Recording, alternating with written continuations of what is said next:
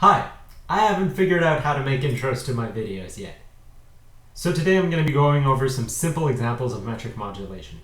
However, if you don't know what metric modulation is, or if you haven't seen my previous video, click on my face. So all of the examples I'm going to be going over today are going to be examples for music that I wrote when I was around 16 or 17 years old, because they're a lot simpler. I had a gap in my music from maybe the age of 19 or 18 to 21 or 20 or so that I didn't really write a whole lot of music with metric modulations in it. And in between that gap, I still listened to music with metric modulations and I still built up my ideas of rhythmic complexity and stuff. So when I started using them again, it was much more ingrained into the way I wrote and the results were a lot more complex. For that reason, the only examples that I can give that are relatively simple are of my older music. So I want to warn you, it's not representative of what I do now, but it is at least a good example of what you can try to do with metric modulations yourself. The way I used to use metric modulations was that there would be a global tempo for the entire piece, and then I would metrically modulate to a tempo and possibly come back to the original tempo or just stay there and end the piece in the new tempo. However, there was always this sort of global tempo that would dictate the sort of feel of the piece.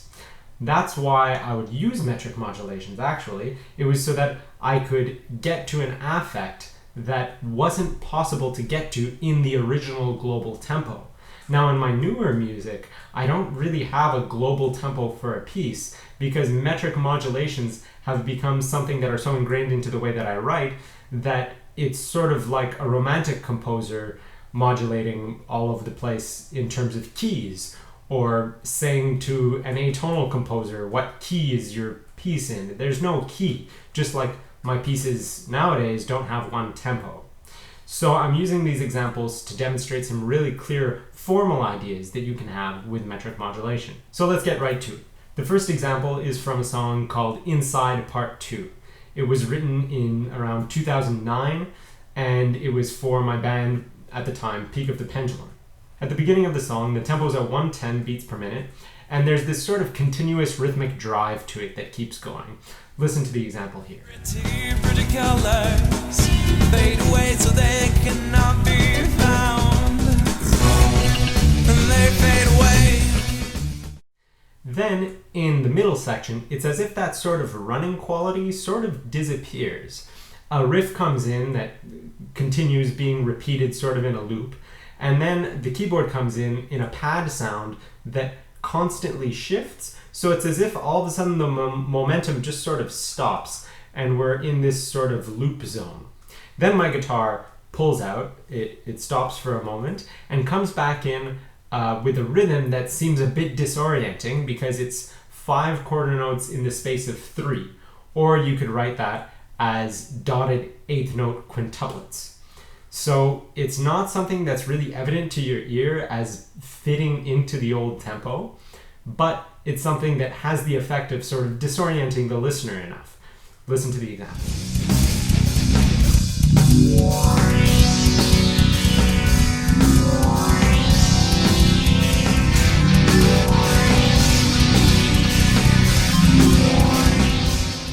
So as you can hear, that has a pretty different quality to it than what came before it. So it's as if we're going into some new territory and we're not quite sure what's going to happen. Then all of a sudden, the music stops. There's a pause, and we enter into a breakdown in a new tempo. And the way we get to that new tempo is, you guessed it, metric modulation.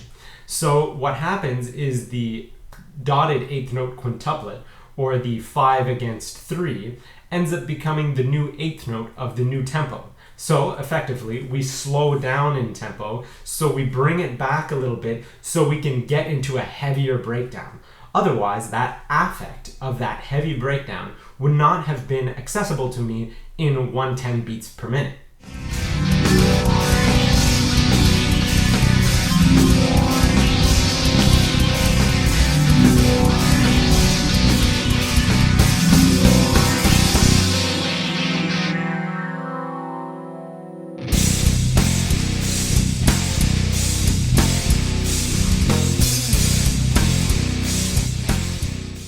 Here's a PDF of the guitar part that you just heard, And if you would like to see an example of me sort of beating that out and showing you a simplified version of the exact same metric modulation, click on my face again, because in my previous video I talked about exactly that metric modulation of 5 against 3 turning into an eighth note in the new tempo.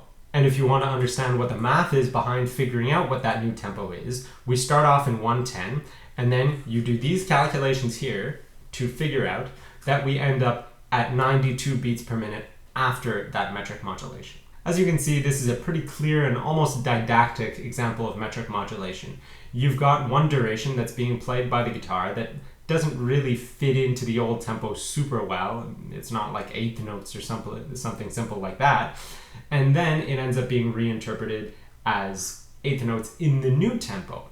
So you've got two different rhythmic values that end up being the same duration because they're in two different tempos. And formally, it's very clear as well. You have one tempo that you can't really have a really effective breakdown in, so you go into a slower tempo to make a cool breakdown. To hear how that sounds in context with the entire piece and hear how it goes back to the original tempo, it just goes up in steps and speeds back up again, you can click on my face to hear that. So example 2 now is from a song called Disposition Burn.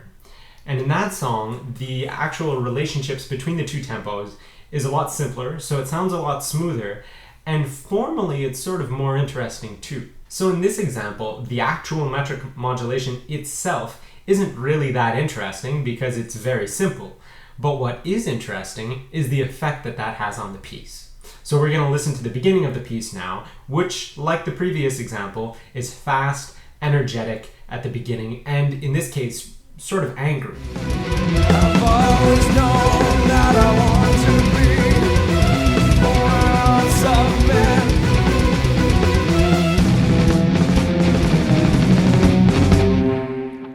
Bring unto our shame, you're the one to blame.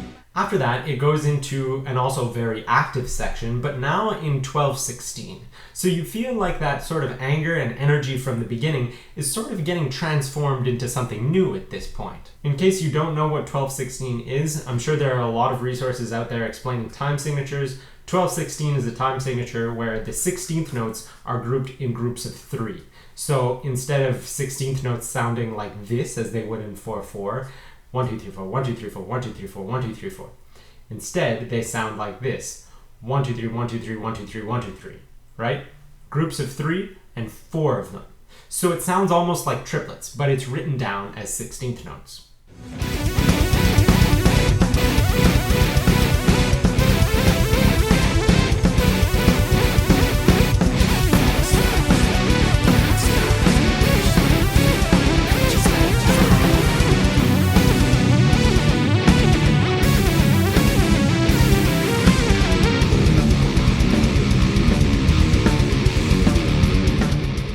Now, since we're in 12/16, each beat is equal to a dotted eighth note, right?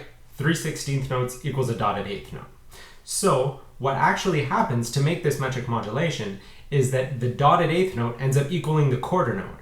So the pulse stays the same. What happens is you end up with something that sounds like da da da da da da da da da da da da, which is 16th notes in 12/16, and then you end up with something that sounds like it's almost in the same tempo because it just goes da da da da da da da da. But now those are eighth notes in a different tempo. And now we're in 4/4. So you go from da da da da da da da da da da da da to da da da da da da da da da da da da da da da da da da da. And technically, those two, as the way I've written it, are in two different tempos. What actually happens is technically the BPM count speeds up, the beats per minute. First, you're at 120, and then you end up speeding up to 160. However, at 160, it doesn't really feel like you're going at counting every single beat. It sort of feels like you're almost in a halftime feel, so you're almost like in 80 beats per minute. So the overall effect of that transition is that at the beginning it sounds like you're going faster, and then by the end of the piece it sounds like you're going slower. So it's like a release of all of the energy that was built up at the beginning of the piece. Listen to the example here and you'll see what I mean.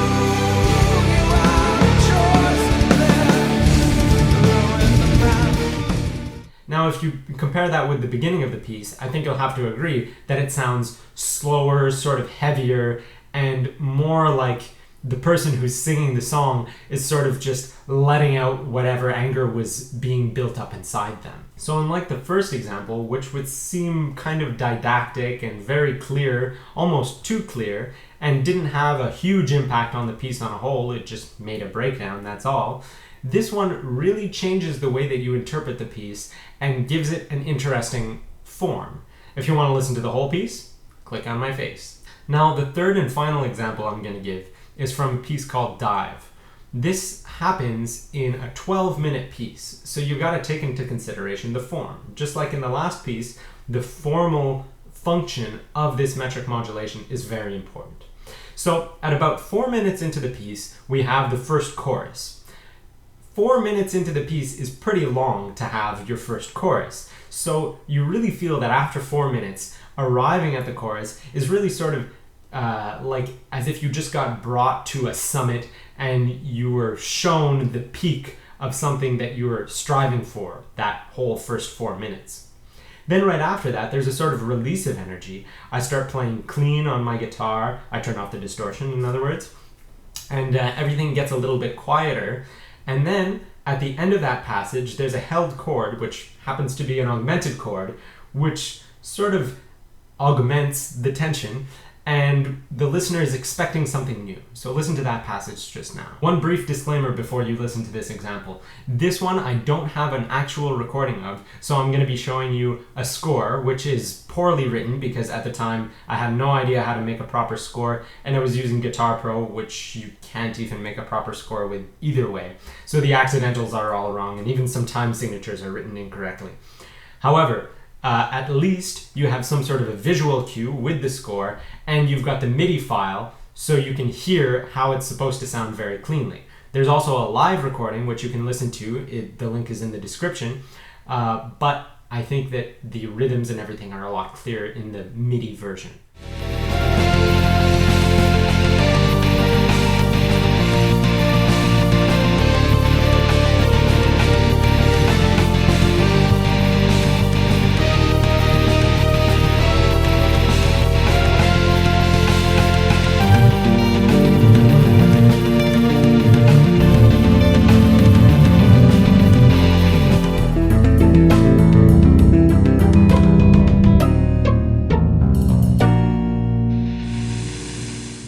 So I'm sure you could hear in that example, even if you didn't hear the first 4 minutes leading up to it, that chorus seems like a statement that you feel like you just arrived at something, and then there's that subsequent release that you feel like sort of confirms what you just experienced.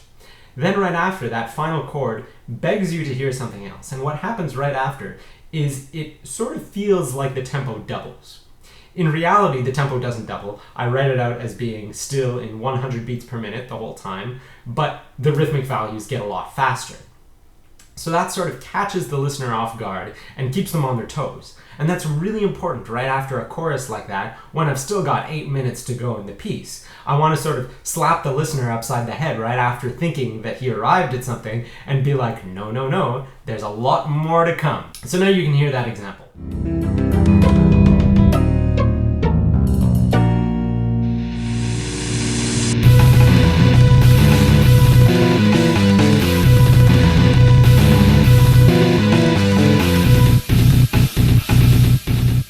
So allow me to demonstrate the rhythm for that section for you, just slowed down as I snap and speak the rhythms to you. What I'm going to be snapping in my right hand is the pulse of the actual music, and I'm beating a 3/8 time here. I know that in the score it's written as 3/4, but I didn't have time to completely change the score and everything. So in reality, it should be a 3/8 or written at 200 beats per minute in 3/4. But for now, I'm going to tap it as a 3/8, and you'll still be able to understand and get the point. So here's how it sounds. So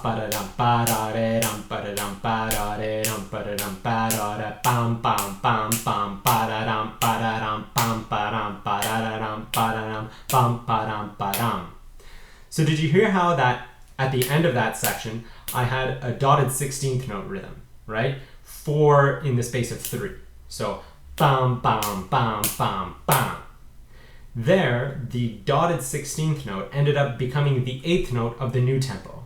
So we actually sped up. The interesting part though is that instead of just keeping the same rhythm steady throughout, where I would go bam bam bam bam bam bam bam bam bam bam bam bam, instead of doing that, what I did was I didn't keep a completely smooth rhythm throughout, and I went from the dotted 16th note, which equals the 8th note, but instead of playing an 8th note in the guitar part, which you sort of hear as being the main rhythm the most, I play 16th notes. So what you hear is bam bam bam bam ba-da-dum ba-da-dum bam ba-dum ba-dum.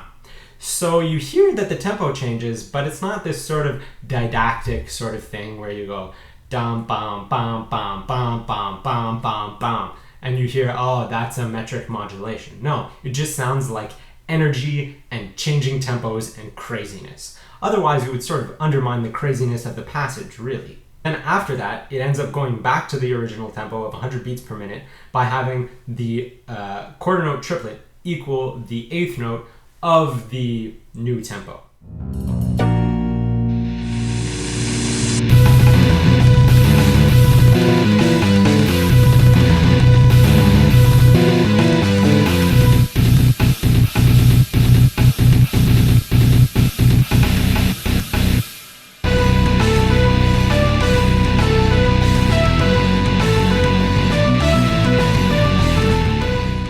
So now I'll demonstrate that metric modulation to you just like I did for the last one.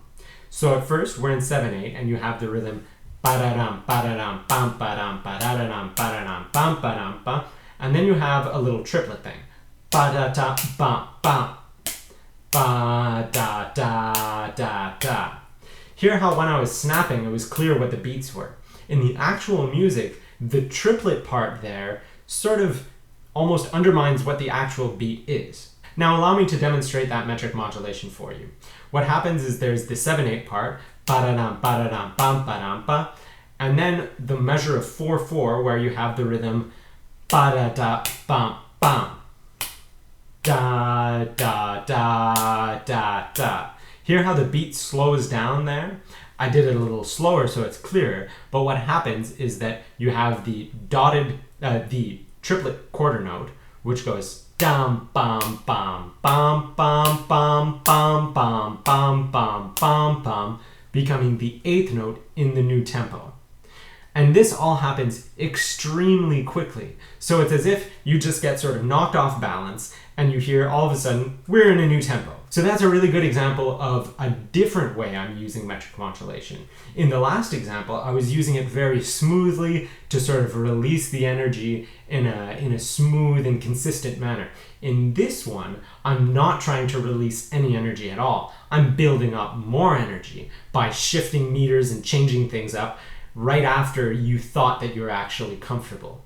So that's another example of how you need to use metric modulations or any kind of technical device in composition in a way that actually not only sounds smooth, but goes towards the goal of what you want to do with your music. There needs to be some sort of discourse and some sort of purpose for the metric modulation or for any technique that you use for that matter in your composition. So thanks for watching. I hope you'll continue watching my future videos. And if you enjoyed this, please share this with other people. It helps me a lot to like the videos and to comment. So please do so. Thank you very much, and I'll see you next week.